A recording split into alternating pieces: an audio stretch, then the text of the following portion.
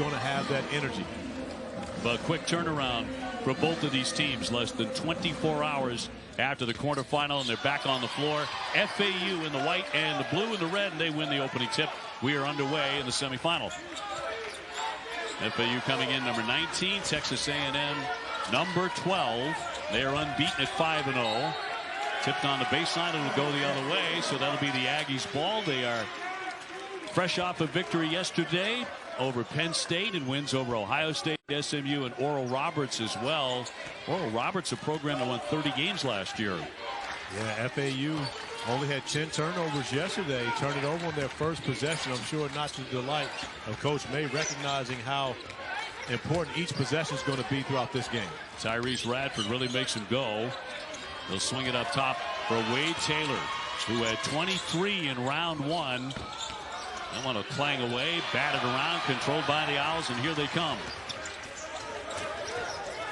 Here's Gaffney to line it up. His first start of the season. He played a very instrumental role in the victory yesterday. Weatherspoon will drop in too. Brandon Weatherspoon, who averages about 10 points a game, 6'4" senior, gets the Owls going. And the Owls giving Texas A&M a taste of their own medicine on that one. The offensive rebound, the second chance points, and they did it very well against Butler in the first round matchup as well.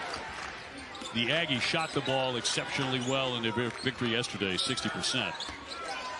They hit a lot of shots in the second half. Hefner on the attack will pull up and pop and drain it. And nice by Hefner getting to a spot, raising up, great footwork to get to the mid-range jumper and recognizing not everything has to be a three or getting all the way to the rim for a layup. Doug Sermons, Byron Jarrett, and Chance Moore are officials today for the first of the two semifinals. Championship game at 1 o'clock on Sunday right here. Golden slips the pass underneath and a nice cut. Finished off by Weatherspoon. That is high-level basketball, elite-level passing by Golden. Getting that and wrapping it around a defender to a cutting teammate. It's a name I think we're going to hear a lot throughout the basketball season. Vlad Golden, the 7'1" junior center out of Russia. He had 19 and 11 against Butler, and you saw he can handle the ball and pass it too. Absolutely. He's been their most consistent player on the year thus far. Maybe not their best player coming into the preseason, but Dusty Mays relied on him a lot early this year. Owls were down a couple of key guys yesterday, survived it anyway. Going to be a foul here on Texas A&M in the opening minutes. They didn't have Nick Boyd available. He was averaging 11 points a game, 6'3" sophomore. They didn't have Giancarlo Rosado, a big guy, 6'8" junior, averages 9 points a game. Radford will pick up his first foul. And so the Owls to put it in from the baseline. You mentioned Jalen Gaffney. He was about to inbound it here. Got his first start here today of the season. He had 14 points against Butler. Was not expected to be a big factor in that game, but he was. And you and I had an opportunity to talk with Coach May after the game, and we asked him specifically about Gaffney. He said he would be a starter on any other team. Well, comes to find out, he's now a starter on this team. Indeed, today. After transferring from UConn. And a whistle, 17:34 to go here in the first half. We're going to get Wade Taylor for number one. 6-foot junior from Dallas. And although Texas A&M has a tremendous amount of depth with their team, the majority of their depth is in the front court. They need for Wade Taylor and Tyrese Radford to be on the floor, both those guys with the foul early. Elijah Martin keeps on chugging, and in he goes for two. Nobody picked him up. No one stopped him in that lane. And there was a little conversation earlier between Elijah Martin and one of the Aggies, and Elijah Martin responding with a nice finish. Here's Coleman off the window for two. Very fluid. Boy, he gets into the flow of the offense. He is tough to defend. So we're going to see, and I believe I'm going to have to go as far as to say that Golden may have embellished that one a little bit. We'll take a look. But now you have a foul on each of the top three players for Texas A&M as Henry Coleman comes down. Well, you know, when I say he may have embellished it a little bit, Henry Coleman is a very strong guy. Yes. So when he lowers the shoulder to let you know, hey, I'm here, just so you know, Golden backpedaling from the angle I saw it live, maybe it wasn't as much as embellishing as I thought. Henry's first foul, but you run into him or he runs into you, it's gonna leave a mark. Martin off the fake. He'll attack. And banks it in. That's a pretty play. I like the way Martin has approached this game. We're talking about the American Athletic Conference preseason player of the year, where he split votes with his teammate Janelle Davis. The two of those guys, preseason player of the year. Radford with a quick strike on the other end. Tyrese Radford came into the tournament averaging 16. Preseason second team all SEC. And he was great yesterday for Texas A&M. In a lot of different ways. Yes, absolutely. Not just scoring the basketball, running the floor. Here's Gaffney. Gaffney will whip it up top here for Davis. He's a dangerous shooter, John L. Davis. Shot clock at 7. Davis gets the entry into the paint. He's going to kick it out. Shot clock down to 2. Able to get a shot up there. Gaffney can't connect, though. Great job by the Aggies keeping Golden off the glass. Of course, Golden at 7 feet is going to have the size advantage over everyone on Texas A&M roster, but they did a great job boxing him out on that possession. Golden will pick up a personal here. FAU with a 2-point lead, just getting started. Our ESPN Events Invitational semifinal, number 1 from Disney. How does he have time to visit everyone in one night? Well, he has VIP parking. And how does he know if I've been naughty or nice? He sees everything. Everything? Let me guess. He's got lots of storage, too. And that's how he does it. The electric BMW Road Home sales event is on now. Lease the 2024 BMW i5 you drive 40 for $719 per month, now through November 30th. It's done. Did you always want to make chocolate? When I was your age, I wanted to be a magician. Incredible. Exquisite. The best in the world. Prepare to be amazed. Wonka could change all their lives. You promise? I could do better than that. Wonka, rated PG, only in theaters December 15th. ESPN's exclusive presentation of college basketball is brought to you by Experience Kissimmee. Plan your trip to Kissimmee, the big, bold heart of Florida.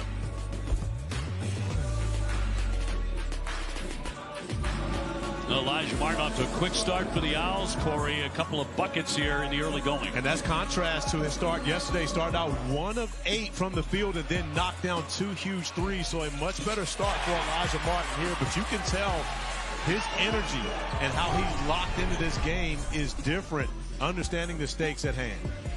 Owls playing all the way to the Final Four, a spectacular, magical, fairy tale kind of run last year. But make no mistake, they are a serious contender to go back to the NCAA tournament to make another deep run. They absolutely are, and we talked about in our open, it's strength in numbers. They have 10 guys that they can throw at you in waves that really can go out and be effective. It's really more than 10, but it's hard to play more than 10 players with consistency at any time in a college basketball program. Well, that loss in the Final Four to San Diego State, the guy we just showed you, Martin, had 26 points in a 1-point defeat. Came oh so close to making it to the national championship game. Whipped inside for Coleman and 2. Taylor and Coleman, they look for each other so well. They absolutely do. And you talk about great hands. Henry Coleman with great hands to be able to handle a pass. It was a little hot in tight spaces, but Wade Taylor IV understands exactly who he's throwing the basketball to. Jumper from the corner and knocked down, and all net there by John L. Davis, the 6'4" junior, who also tested the NBA draft process. Martin did as well, both electing to come back to FAU. Here's Hefner deep in the corner. Swishes it in from three-point land. And Hefner looks comfortable. We saw him get to the mid-range, knock down the 2-point shot, now knocking down the 3 in the corner, but he looks very comfortable on this floor here this morning. FAU returning 14 players from last year's team. Right down the lane, Greenlee, he'll lay it up and in. As you said yesterday, though, they went to the Final Four. They go to school every day in Boca. Yeah. Why are you going anywhere? Yeah, why transfer? Where are you going to transfer to? What gives you better opportunity? Hefner again. Well, you made a great point on him. He's feeling it right away. He looks like a different guy than yesterday. He really does. And this Texas A&M team didn't come into this tournament shooting the basketball very well, but they got some confidence going. yesterday, and now you see that the basket's a lot larger today, especially for Hefner. Hefner again catches fires. This one too strong. Get a second crack at it. Yeah, that's what they do best. Second chance points, offensive rebounding.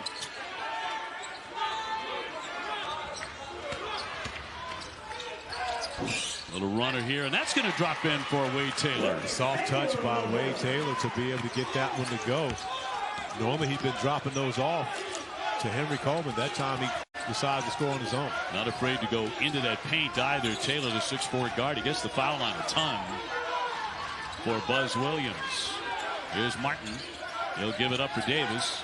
He'll fire it and hit it. Both teams are cooking.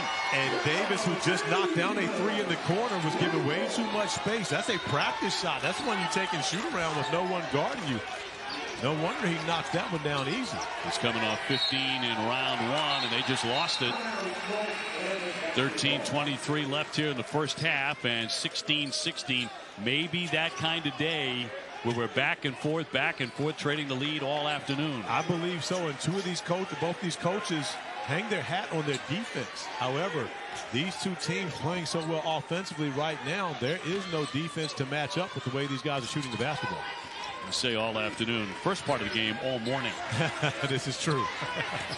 Here's Greenlee. Carroll into the game. Now they're going to double up on him right around midcourt, knocking it away, and a tie up there. Possession will take it to the other end. So really tough defense, and Texas A&M hangs their hat on that. That was an elite level trap coming off of the screen. Greenlee sees two guys with size who can compete with him athletically and do a great job of not fouling on that possession. And you saw Buzz Williams maybe in the corner of that shot. He had his hands back as Lawrence can't hit the jump shot, as if to tell his guys without saying anything, don't reach. You've already done what you needed to do. Yes, they did, and they did a great job of not doing that. But once the basketball was exposed, both players got their hands on the basketball, forcing the jump ball. Is it still called a jump ball? I'll call it either one of them. I like jump ball. I'm with you because I'm 100 years old too. Well, we grew up with jump ball. We did. 12:43 to go and a whistle. And a foul on Solomon Washington of A&M. Another good offensive rebounder for the Aggies, and one of the SEC's better bench players as a freshman. We talk so much about the FAU depth, but Texas A&M has some depth too. They bring guys like Carter, like Washington off the bench, and these guys can perform in any scenario.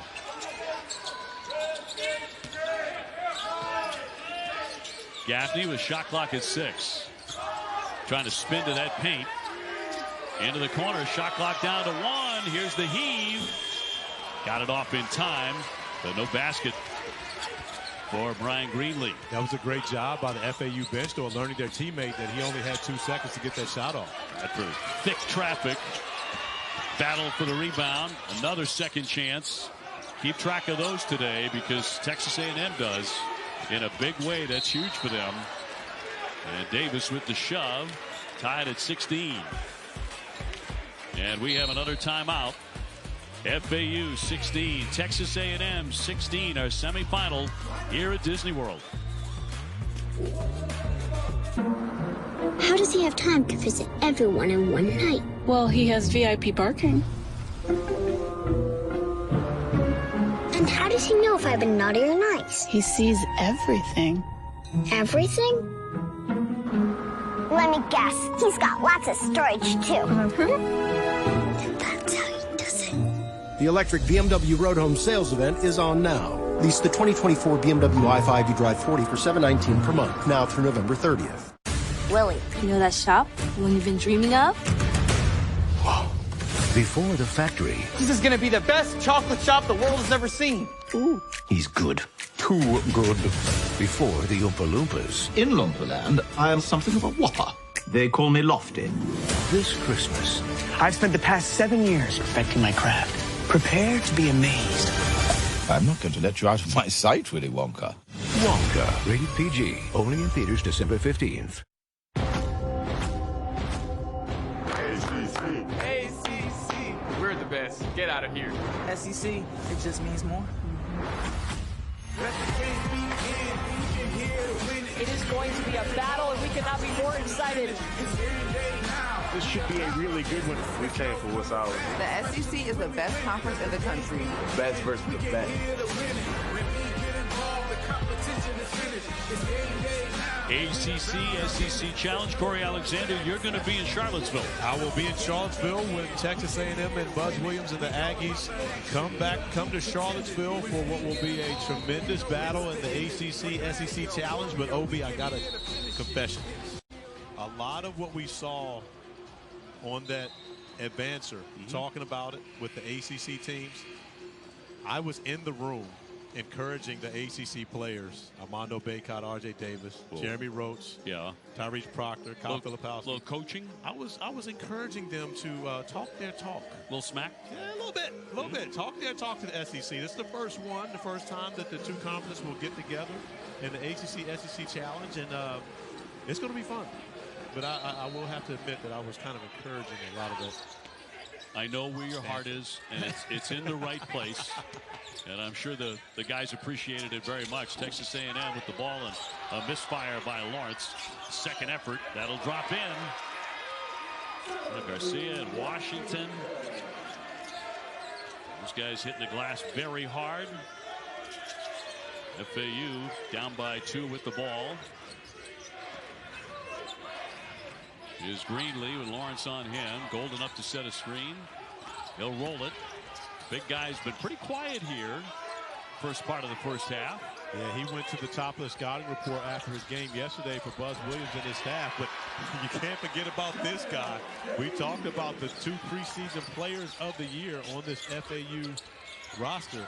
And both of them have gotten off to a great start here this morning. Yeah, Johnell Davis wants to get into the offensive flow for the Owls, coming off 15 points. Also 9 rebounds in the victory over Butler. And his production was relatively quiet. Yes. Well, that hangs on the iron. Lawrence with a nice roll. And he will make it 20-18.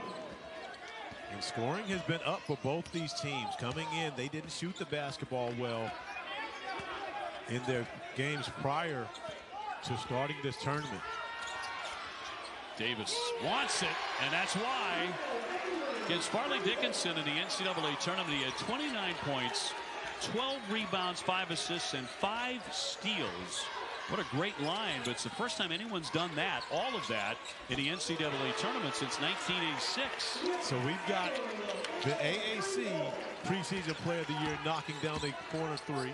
So then we have the SEC preseason player of the year coming off the top of the key to knock down a 3 in return. Davis feeling it. That clangs off.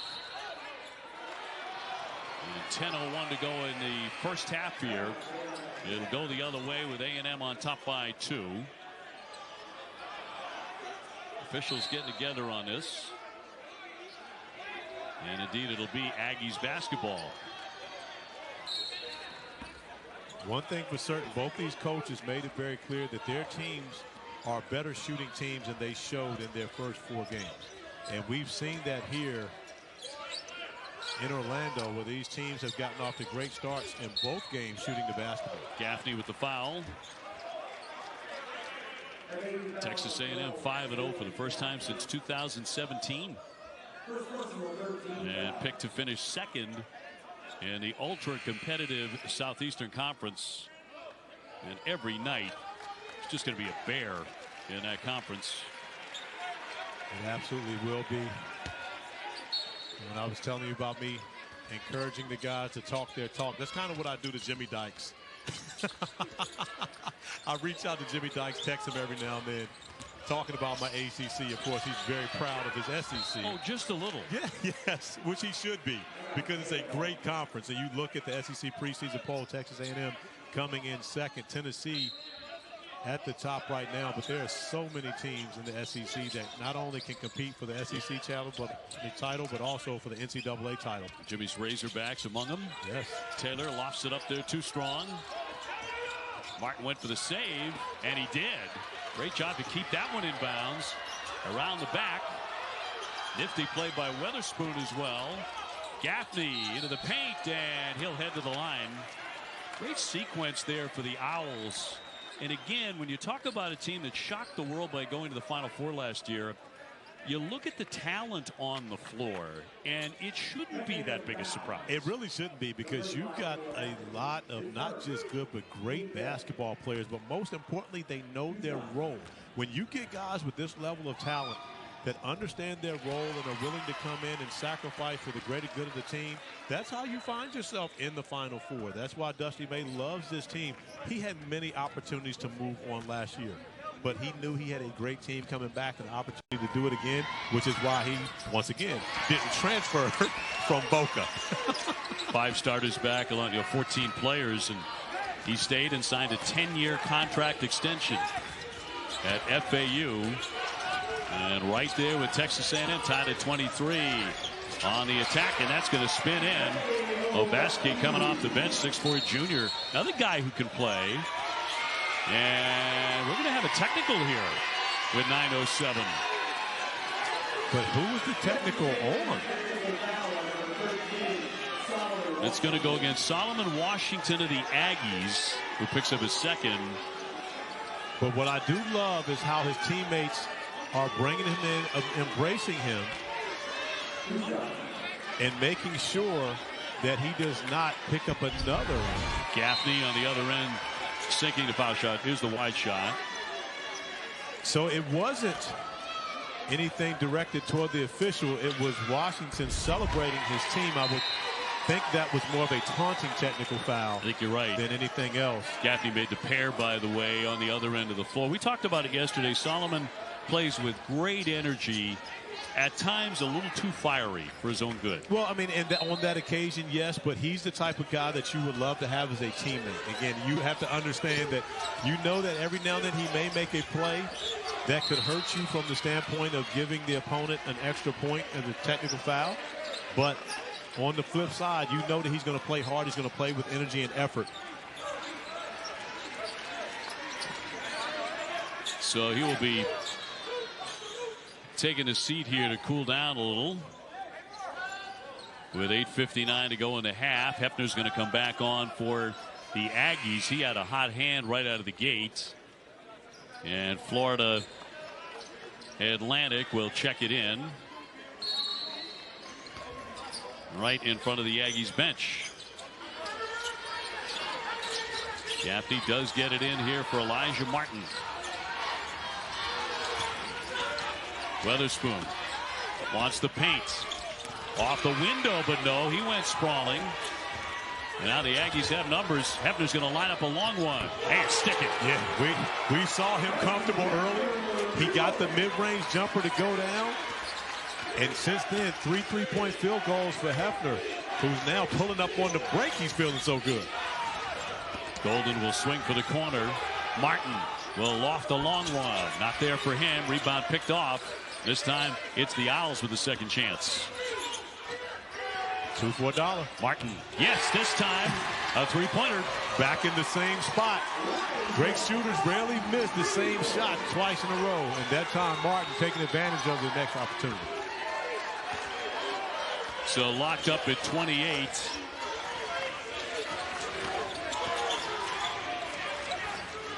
Coleman. Hefner again trying to take that baseline, and he is shoved, and a whistle there as he draws the foul. They'll get Lorient for the personal. Elijah Martin got one look and was unable to knock it down, but got a second look off of a offensive rebound, and just a quick nod over to the Texas A&M bench to let them know we're here.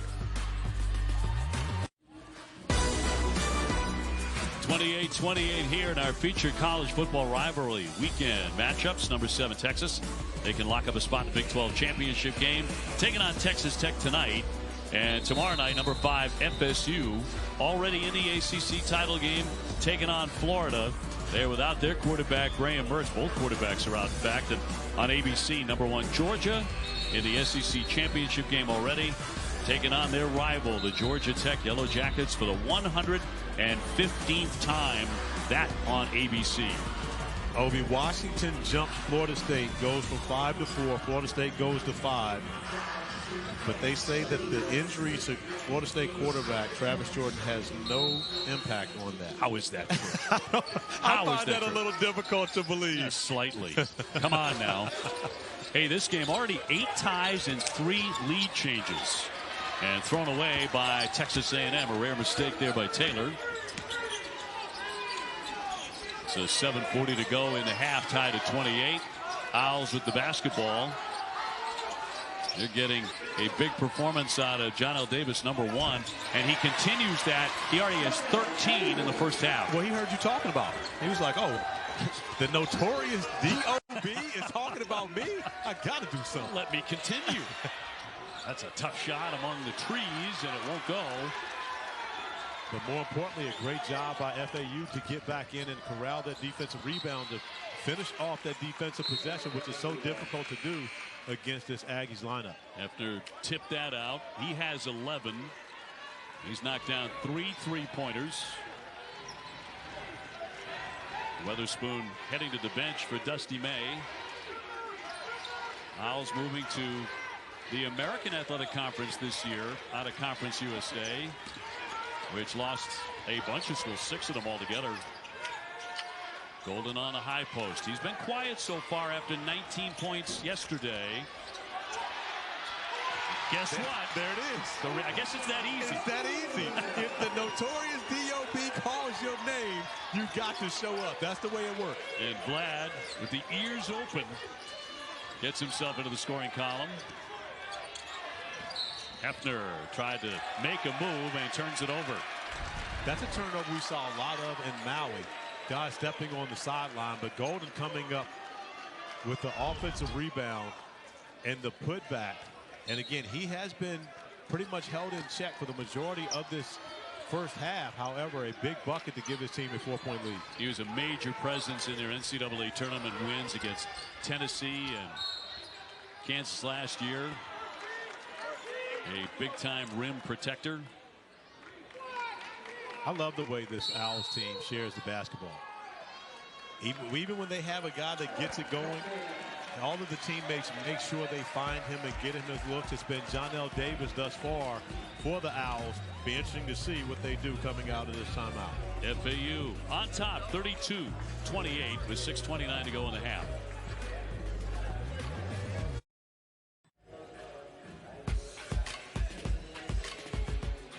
About 6.5 to go here in Atlantis. The bad boy, the battle for Atlantis. Some terrific games yesterday, including Villanova in overtime over North Carolina. So Villanova takes on Memphis for the championship at 3:30 on ESPN. And speaking of our guy Jimmy Dykes, he'll be on the call for that championship game at the Bad Boy Mowers Battle for Atlantis. But also you get the matchup between Arkansas and North Carolina. So 2 teams that lost in the semifinals of that. So a great field in Atlanta. So, you know, one of my favorite moments thus far of Feast Week, did you see when Jimmy was talking with the Sea Lion? Martin will stick the 3. I didn't know that was possible. Yes, apparently he has some type of powers to be able to communicate, because clearly there was a disagreement between Jay Billis and the Sea Lion from a season ago. Here's a look at that triple. Oh, yeah, that's definitely 3. Feet well beyond the arc on that one. As Martin has gotten off to a great start. But yes, and Jimmy actually had the Sea Lion speak to Billis on air. I on had cue, everything. No idea. Oh, yes, it was. Jimmy is Dr. Doolittle. This one tipped and controlled by Greenlee. Up ahead for Davis to the other side of the iron. And he lays it in. And just like that, now a 9-0 run. Forgive me, 12-0 run for, and another steal. That's off Texas A&M, and they force another turnover. The Owls are everywhere. They have turned it up defensively, and you see right now FAU is contesting every pass. This one just slips out of the hands of Hefner, and the nice feed to find John L. Davis. We talked about how this FAU team doesn't necessarily need stars. Well, they've had 2 here today. When you talk about Davis and Martin, the AAC preseason players of the year. Martin launches another. Yes, another triple. He is on fire. And in a heartbeat, FAU opens up a 40-28 lead on Texas A&M. And they're going to answer very quickly. Wade Taylor, one they needed. But Davis is walking off the floor. Apparently got hit on that last possession. Yeah, John L. Davis off that baseline. And let's see if he can continue. He's had a terrific first half. Looks like he took a shot. Let's see if we can pick this out. You see Davis under the basket trying to box out Garcia. Takes a shot across the bow on that one as Garcia's trying to get position. He did come out. So he heads to the bench, at least for a moment. Carroll in.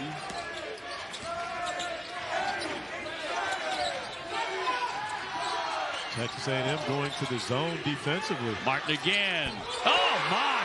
When you go zone, you've got to identify the shooters. And right now, playing a zone against Elijah Martin is a tough task. The way he's feeling. Coleman rolling in. Off the glass. No, it's tipped out. Taylor will give this up for Washington.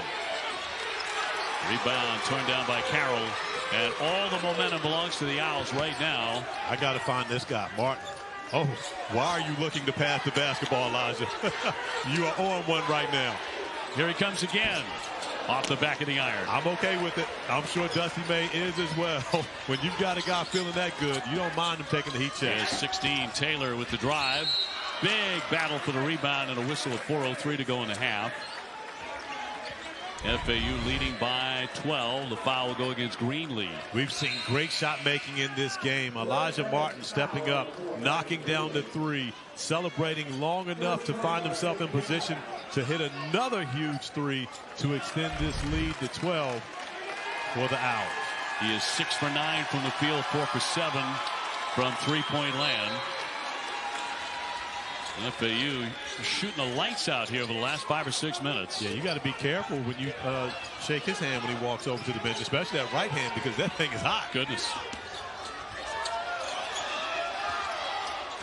Pass does get to Coleman. He wants to attack, and he lays it in. And a great decision by Henry Coleman right there, recognizing he was one-on-one against Carroll.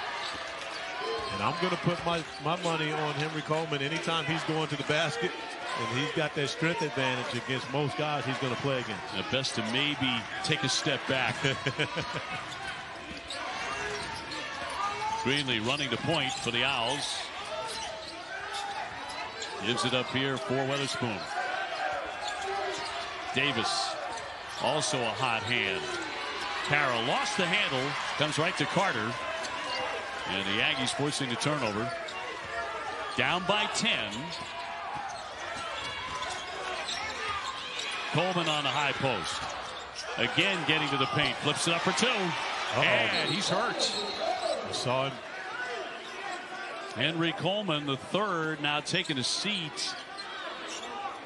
And he is in some pain. Looks as though he stepped on the defender's foot when he was attacking the basket. Still able to concentrate on making the shot. We're going to pick that up on the other side of the break here. A huge presence there for the Aggies, down at the moment. How does he have time to visit everyone in one night? Well, he has VIP parking. And how does he know if I've been naughty or nice? He sees everything. Everything? Let me guess. He's got lots of storage, too. That's how he does it. The electric BMW Road Home sales event is on now. Lease the 2024 BMW i5 you drive 40 for $719 per month, now through November 30th. It's time. Did you always want to make chocolate? When I was your age, I wanted to be a magician. Incredible. Exquisite. The best in the world. Prepare to be amazed. Wonka could change all their lives. You promise? I could do better than that. Wonka, rated PG, only in theaters December 15th. ESPN's exclusive presentation of college basketball is brought to you by Lowe's. Lowe's knows home improvement. A big development here in this semifinal for Texas A&M. Their 6'8" senior Henry Coleman III has left the floor after he went down with a leg injury, making a basket. Tough hoop, but he's out of the game. And encouraging to see him walking off on his own. Unsure as to what it was that he injured, because as he came down, it seems to be he was grasping at his right lower leg. His left ankle does turn on that possession, but now as he goes down, maybe it was the ankle. His dad is in the stands. We were talking about his pop yesterday, football player in his day. Yeah, the one thing that the Coleman family does not run short on is toughness. And Henry actually, when he got up, pretty much pushed the coaches away. He did not want help walking off, wanted to walk off on his own. And let's hope he's able to return. Martin swooping in and denied. Had that one knocked right back in his face. Levesque stepping up and being a rim protector on that possession. But you see, every time a shot goes up, everyone in the Aggies uniform is attacking that offensive rebound. And that glass is another opportunity for them to get the basketball back. Get a second chance opportunity here as well. Watch the shot clock down to 5 now. Taylor slamming on the brakes. Levesque will give it up for Carter, and that's a foul on Vlad Golden. He went for the block, his second. Let's go back to Martin getting blocked. As you said, Levesque at 6'10".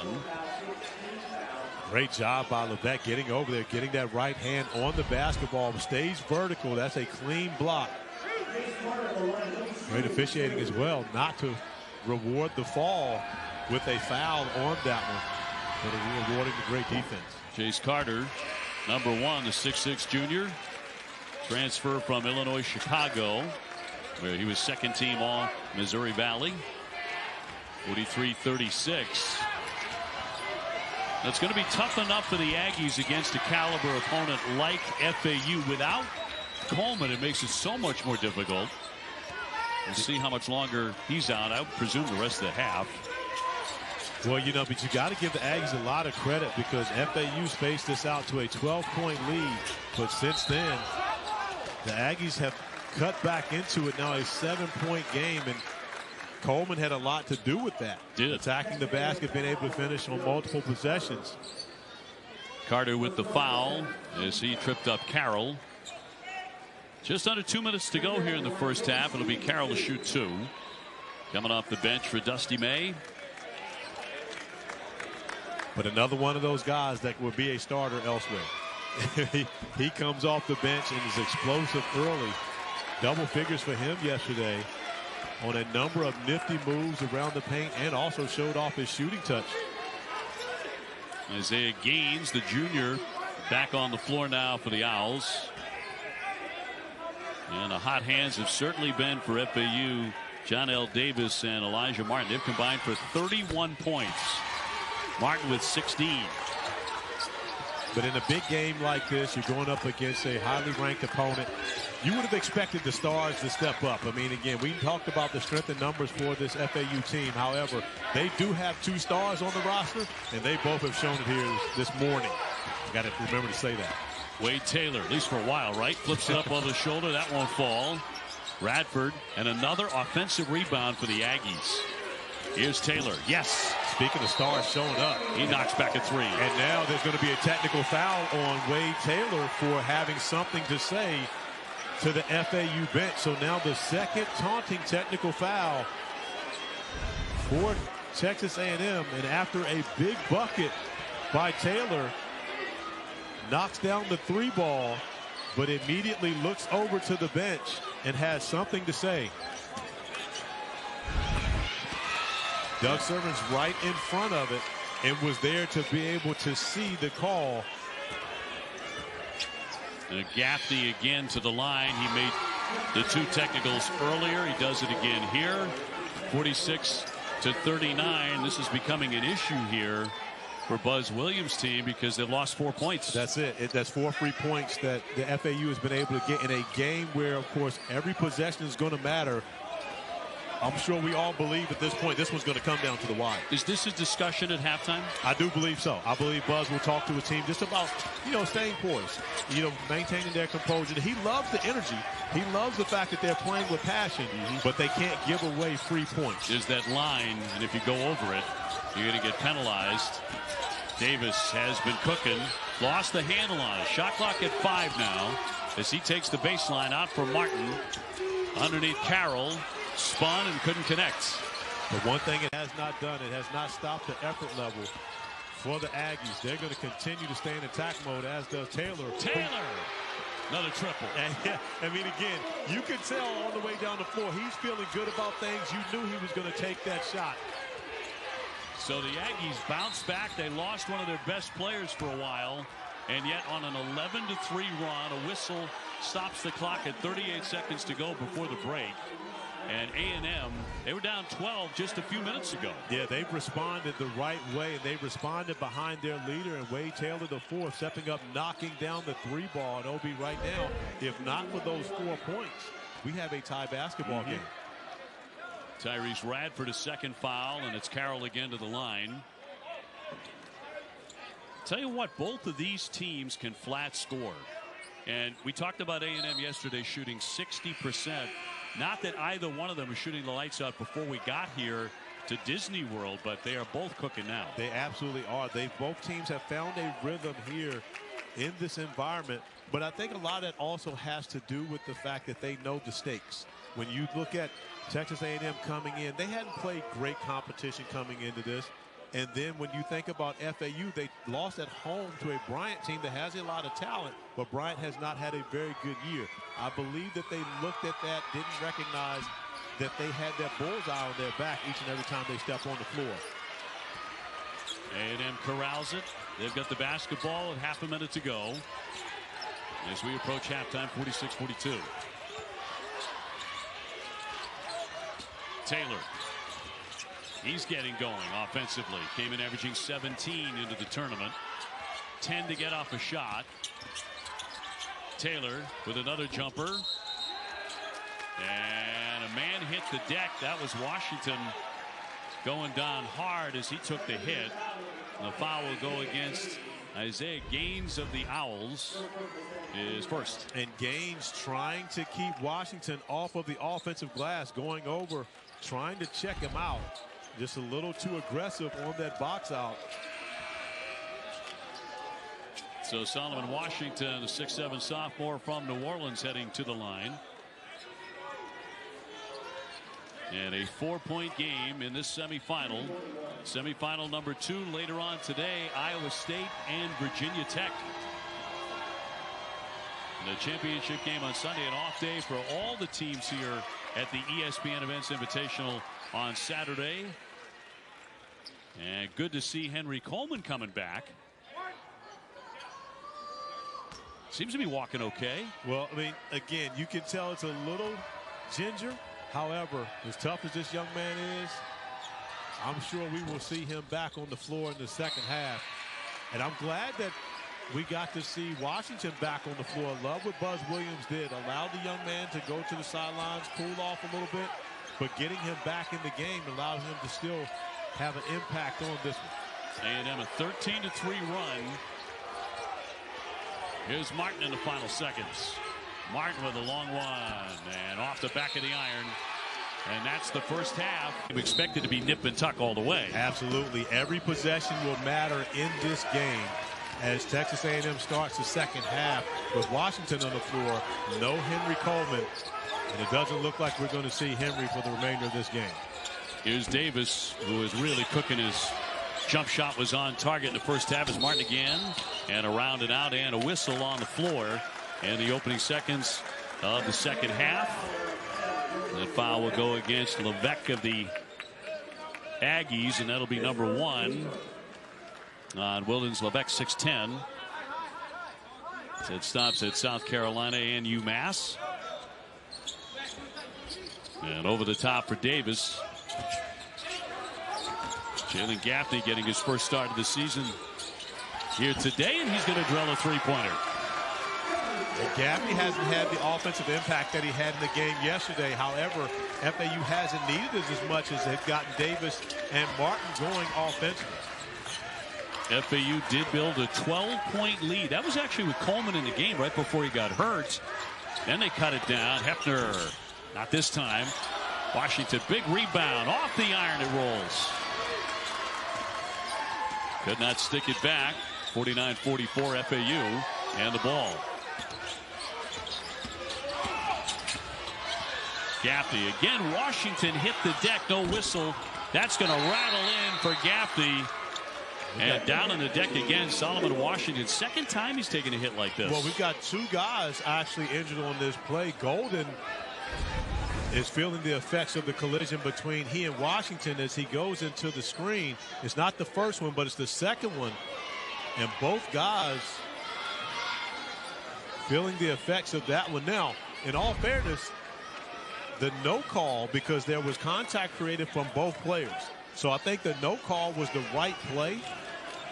Well, I'm sorry, the right no call by the officiating crew as both guys get up. However, Washington heads to the bench and Golden continues to stay on the floor. Yeah. Now Solomon shaken up. The 6'7" sophomore from New Orleans will head for the bench. Texas A&M amidst the pressure, they get it in, down 52-44.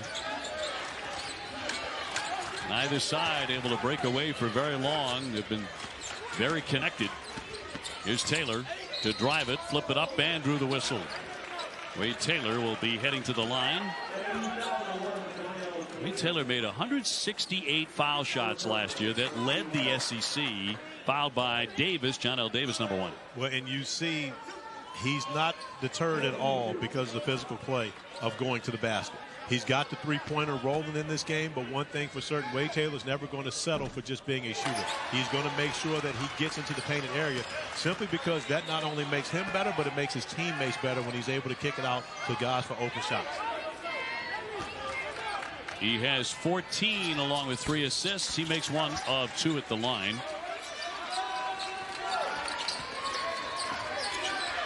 FAU coming in 3-1. Stunning loss to Bryant back on the 18th. Texas A&M 5-0, their best start since 2017. I believe that loss to Bryant was probably, when it's all said and done, would be the best thing that's happened to this Owls team. Golden with the stuff, but draws the foul before that, so no basket. Because it allowed Dusty May to get his team's attention. When you go to the Final Four, not that I ever played in the Final Four, but I got to imagine that you're feeling pretty good about things, and you almost feel invincible when you come into the next season, when you return 14 to 15 players from that roster. Well, that Bryant scenario was a wake-up call. Oh, nice find by Davis. Davis, yeah, a little jump pass there and another whistle. But what Davis did recognize was Garcia coming up to try to get a steal. When Garcia left, he left Golden wide open under the basket. Davis does a great job of recognizing that and makes the pass before he even lands. Chase Carter's second foul for the Aggies to put Golden at the line. The 7'1" junior had a really strong game against Butler yesterday in the quarterfinals. 19 points, 11 rebounds, 9 for 14 at the foul line. And we'll shoot again.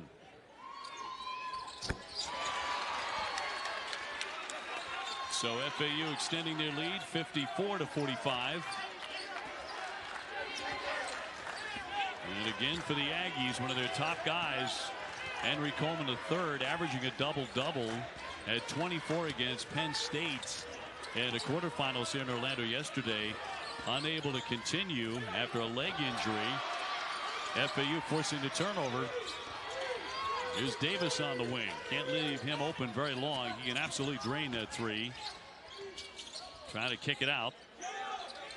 Weatherspoon on Taylor. Into the corner, Davis. Got it. You called it, partner. He can absolutely drain the three. Well, they left him open in the corner, and that was a great job by Weatherspoon staying poised in the corner amidst 2 defenders and delivering a strike to Davis on the opposite side corner. You see two defenders around Weatherspoon. However, it doesn't deter the pass at all as Davis knocks down another three. Taylor kept on moving. Wade Taylor undaunted and finished on the other end. It's a 10-point lead for the Owls.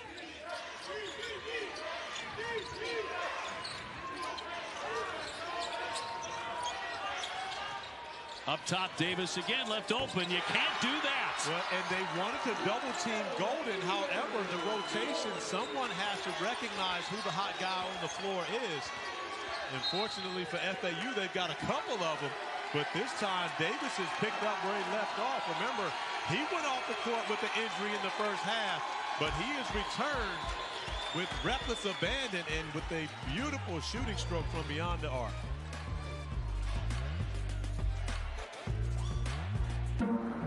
How does he have time to visit everyone in one night? Well, he has VIP parking. And how does he know if I've been naughty or nice? He sees everything. Everything? Let me guess. He's got lots of storage, too. And that's how he does it.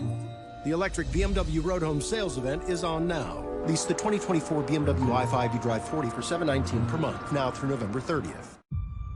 It's done. Did you always want to make chocolate? When I was your age, I wanted to be a magician. Incredible. Exquisite. The best in the world. Prepare to be amazed. Wonka could change all their lives. You promise? I could do better than that. Wonka, rated PG, only in theaters December 15th. FAU's John L. Davis, 21. He's hit 5 threes. Corey, that's a career high. And it doesn't seem as though that would be the case as well as he's shooting and as confidently as he's shooting. And you would think he does this all the time. However, what he does all the time is put points on the board for the Owls, getting out in transition, finishing off a nice find from his teammates, and then once again rewarding his teammate with an assist by knocking down the corner three. Know what I love, partner? Two things. Turkey on Thanksgiving. We didn't get that yesterday. We were working. That was fine. But teams making shots. Absolutely. And both of these teams are making shots. They are, but they didn't come into this tournament doing that. Texas A&M came into the tournament making 24.7% of their three-point field goals. They're 7 of 12 today. FAU came in making 33.3%. Right now, they are shooting 55% from the three-point arc in this game. Both teams up around 60% in total. Nice to see the basketball go through the basket, and another foul here. This will go against Anderson Garcia of the Aggies, picking up number 2. Yeah, Garcia trying to set a screen after that handoff. You got to give the defender an opportunity to be able to change directions. Give him a little bit of space. Didn't allow any space for a defender to get around that screen. So FAU by 13 and the ball, and they can really put a hammer down here in the next several minutes. Martin was scorching hot in the first half. This guy Davis in the second half in particular, taking that baseline. Now reversing course in heavy traffic. That one blocked by Washington. Shot clock down to 10. Off the fake, Martin. Little 13-footer. And they're going to get Garcia, I believe, on that one, delivering a shot to Golden. The point will count. The bucket will count. And Doug Sermons and this officiating crew going to go over and review this. As the bucket goes down, you see Garcia come over and deliver a blow. I don't think that's going to be anything other than a common foul. Yeah, certainly has to be that. Yes. But to me, that looks as though, honestly, he was going over to get position to try to keep Golden off the glass. And again, it was aggressive, but Garcia is undersized in comparison to Golden. I think the reaction of Golden had a little more to do with it than anything else. Yeah, I think there's a little bit of salesmanship. Yes. Glad Golden. We've seen that a couple times today. I agree.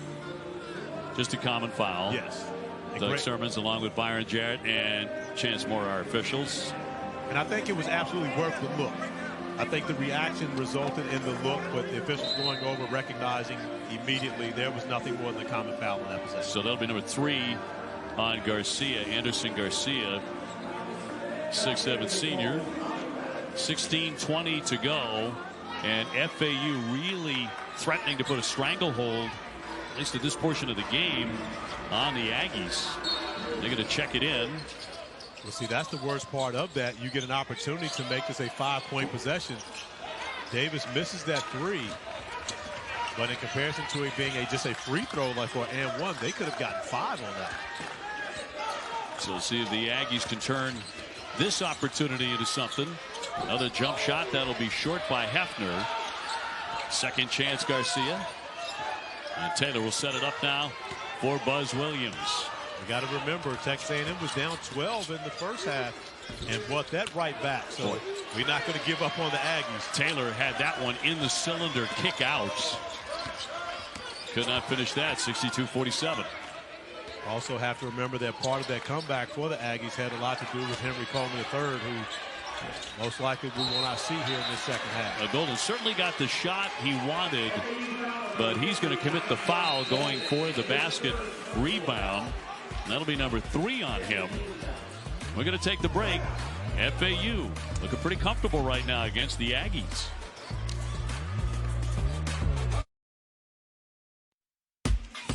ESPN's exclusive presentation of college basketball is brought to you by Lowe's. Lowe's knows home improvement. Into the second half of our first semifinal of the day between Texas A&M and Florida Atlantic. FAU continuing, Corey, to shoot it 5 for 10 here in the second half, and they're at 55% for the day. They absolutely are. And on the other side, Texas A&M only 1 of 5, but they're missing a huge cog to what they do, especially offensively.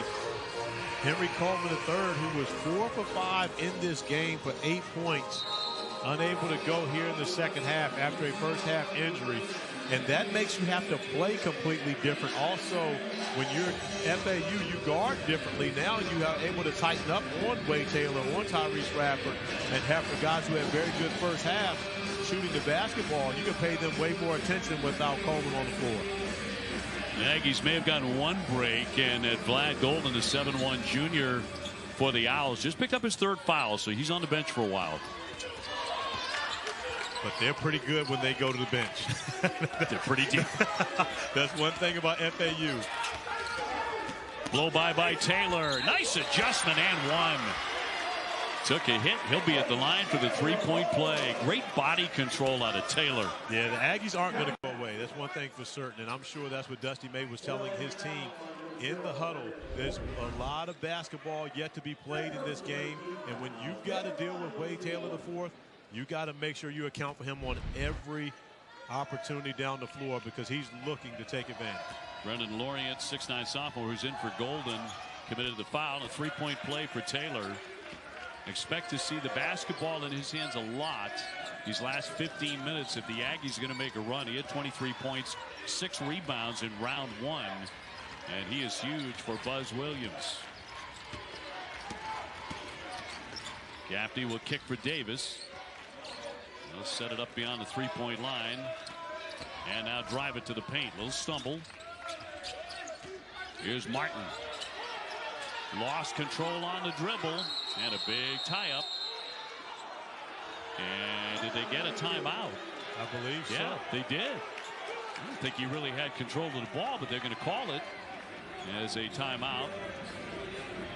And able to keep it alive, 62-50 FAU. So we're going to keep it right here. Texas A&M trying to go to 6-0. FAU trying to play their way into the championship game on Sunday. The NBA in-season tournament will roll on tonight. Another group play doubleheader. 7:45 Eastern time. Jimmy Butler and the Heat taking on the 1-1 Knicks. That's in East Group B. And as Steph and the Warriors taking on the Spurs in West Group C. Coverage tipping off an NBA countdown. 7:30 Eastern time on ESPN and the app. And I know you're enjoying the in-season tournament a lot. I am enjoying it a lot. I think it's raised the level of competition early in the season for many of these teams. And you have a team that's not projected to win an NBA championship like the Indiana Pacers, who have been awesome in in-season tournament play and have a chance to be able to go win a one-and-done round-robin tournament. I think it provides a great interest. little feather in your cap at this point in the season. There you go. You take away that tournament win. Get some bragging rights to a degree. Inbound. That's going to be tipped and controlled. Texas A&M forcing the turnover. Gaffney lost the dribble. And another scrum for that.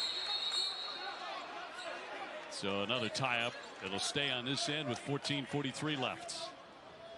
Texas A&M taking over. No surprise to see both these teams getting on the floor after the basketball. Keeps the mop-up crew busy out here, though. One thing for certain, you got to make sure you keep your mops ready to go, especially when Texas A&M is on the floor. That's right. They have been the MVPs, the mop-up crew, here at the ESPN Events Invitational. It's a State Farm Fieldhouse, a sprawling athletic complex here at Disney World. Taylor zipping the pass. Obaseki, and he's on the line, and another turnover. You made this point earlier. There have been a lot of those, not just in this tournament, but in all of these tournaments around college basketball in the early going, right on the sideline. It has been, but the change to move the college basketball three-point line back a few years ago now has made that one of the most common turnovers in the game because you don't have as much space for that retreat step when you catch it in the corner. Davis working on Washington to the baseline. Washington bats it away. Wade Taylor was a little upset that Obaseki didn't take that three in the corner off the nice find. That's a shot that you're going to have to take and going to have to make, especially down 12. If you want to get back into this game, you got to be able to rely on your shooters to take advantage of those opportunities. Gaffney out, Weatherspoon back on now for Dusty May. And another scrap on the floor. And again, the Aggies win it. They win a lot of them. Taylor trying to negotiate. And off the fingertips of Garcia. That's two potential assists that Taylor should have had that go away. That was a simple catch and finish. Now, maybe you don't make the three on the last possession, but it's still a shot that you have to take. And as a point guard, I can tell you right now, Obi, especially for a scoring point guard like Wade Taylor, when you give the basketball up, you're expecting guys to shoot it. Otherwise, you can dribble. I can do the dribbling on my own. Greenlee back, running the point for the Owls. Shot clock inside 10. Carroll needs help. Martin will drive it to the paint. And a little teardrop. And that's going to be an offensive foul. Which is rare for a secondary defender to be able to take a charge in today's game. Which means that Lawrence has to have been there.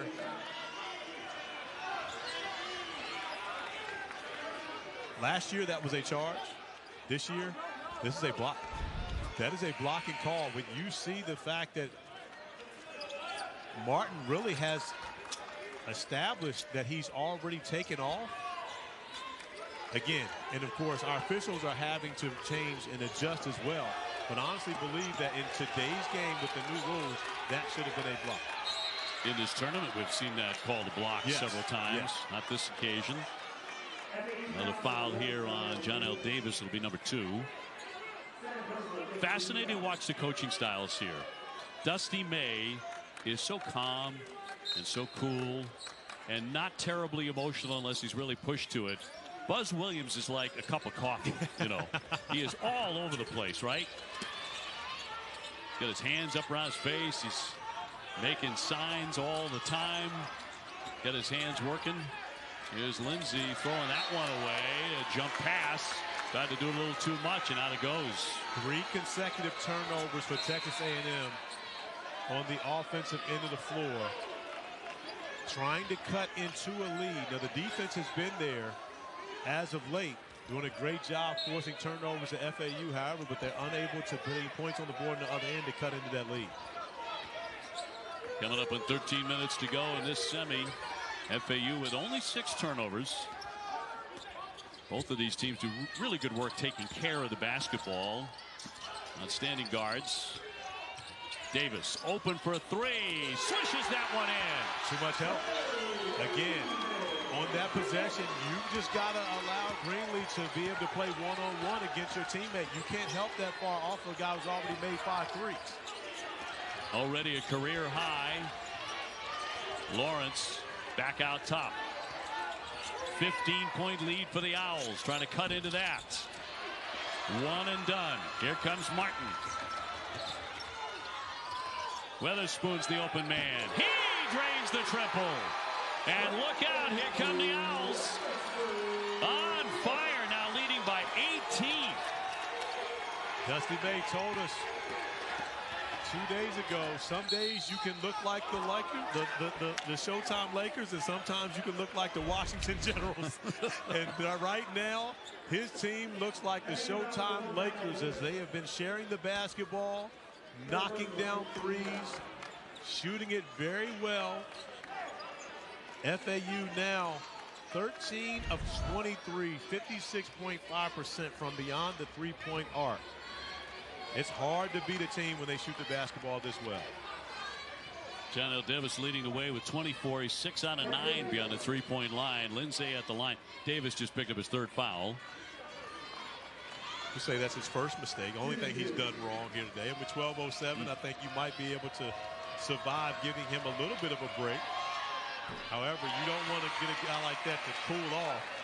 I love the fact that Greenlee, who's coming in for Davis, runs back to dap up his teammate to let him know, hey, we appreciate what you're doing for us out here this afternoon. Gaffney did the same. It finally is, yes.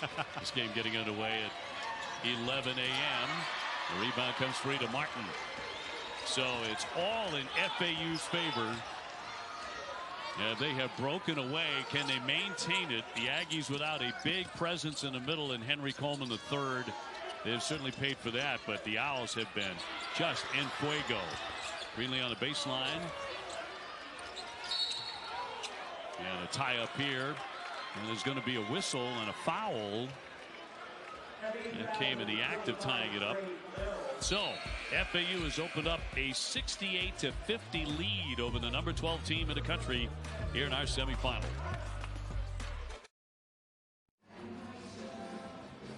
Boy, the combination of Jonell Davis and Elijah Martin have just been money for the FAU Owls.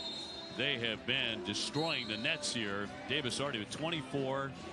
His career high in threes had been 5. He's already nailed a bunch of those today. 9 for 13 shooting, and Martin 7 for 13. And both those two guys combined 10 for 18 from beyond the three-point arc. So this is the shooting that Dusty May was looking forward to seeing from his team. He knew that they were capable of doing so, and no better time for them to step up and doing it against the 12th ranked Texas A&M Aggies. Got to tell you, I'm a little bit surprised, even with the loss of Coleman, that the Aggies are down 18. They're at the line here. Carter to shoot. And he's only 56% at the stripe, a 6'6" junior. Well, the Aggies are 7 of 14 from 3 on their own. They're shooting 50%. The difference is it's only been one guy that's really been carrying them from beyond the three-point arc, which is Wade Taylor IV, their preseason SEC Player of the Year. He hasn't really gotten a lot of help from other guys, especially with Henry Coleman being on the sideline. Yeah, he has 20.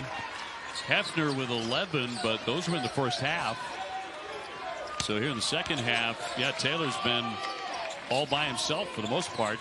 And they haven't gotten the production that they got from Tyrese Radford yesterday, who really, at oftentimes, was the best player on the floor. Martin with a miss from the corner. Will the door open up here for the Aggies to make a run? Down the lane. Tough shot there by Obaseki. And he will lay it in. There's still a lot of time remaining in this game. 11 minutes, 10 seconds. There's a lot of basketball to be played. And I'm sure that's what Buzz Williams was telling his team, to make sure that they stick with the script. But look at the numbers for FAU. Their starters have scored 65 of their 68 points here. And that's not something that is the norm for this team. Shot clock down to 1. Weatherspoon heaves it. Out it goes. Shot clock violation. Back over to Texas A&M. If the Aggies are going to cut into this thing, it's going to be on the defensive side. Yeah, they did a great job defensively there. Another shot clock violation. We saw one of them yesterday from the Aggies, but a lot of it had the fact to do with Greenlee threw Weatherspoon a grenade. That's what we used to call it back in the day. Yes. Taylor pushes it up, a quick strike. And 68-56. It's back to 12. Once again, they have overcome a 12-point lead already in this game. The Aggies can do it again. Weatherspoon catches, fires, can't hit it. One and done. Garcia tearing down a rebound. 6-0 run here. Around and out by Taylor. Hit the offensive board once again.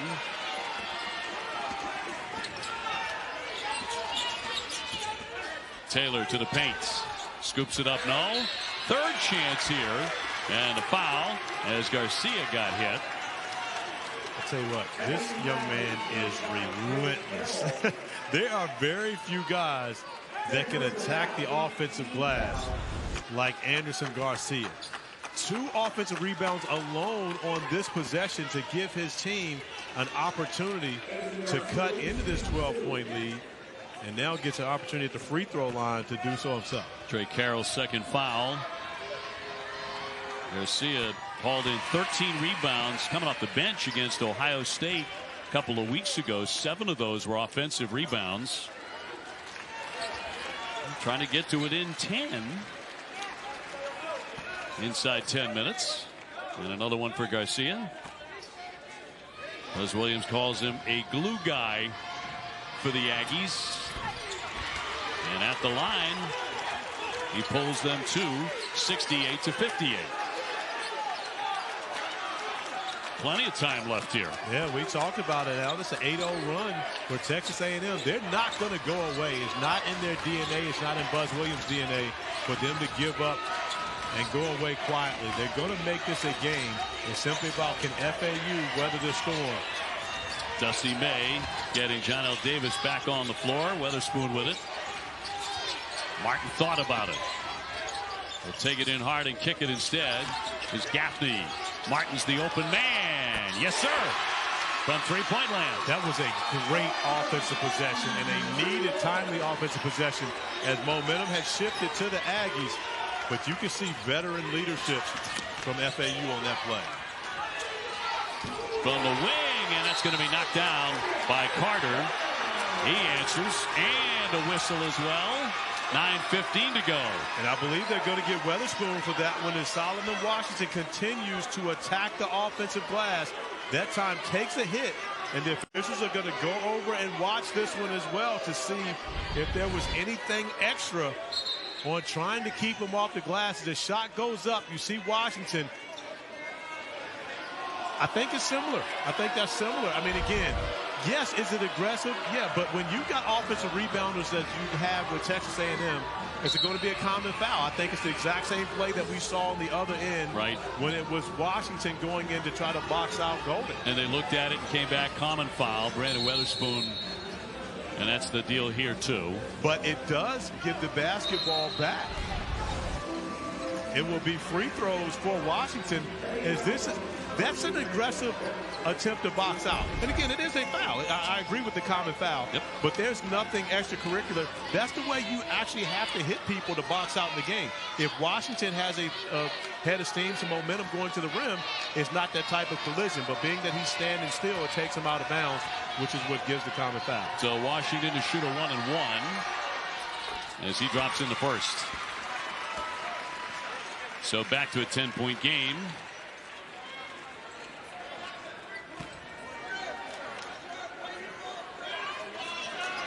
Washington, 6'7" sophomore, 5 points, 4 rebounds. He's instant energy when he comes off the bench for Coach Williams. He really is, and I love the way that, oftentimes you'll see coaches, if a player gets a technical foul for taunting or whatever it may be, and coaches will sit that player. But I love the way that Buzz Williams got him back in the first half, made sure that he knew, hey, we're going to need you to be able to make a run and win this game. And Washington has responded the correct way here in the second half. Semifinal number 1. Golden gets the entry, knows exactly what to do with it. So they find the big.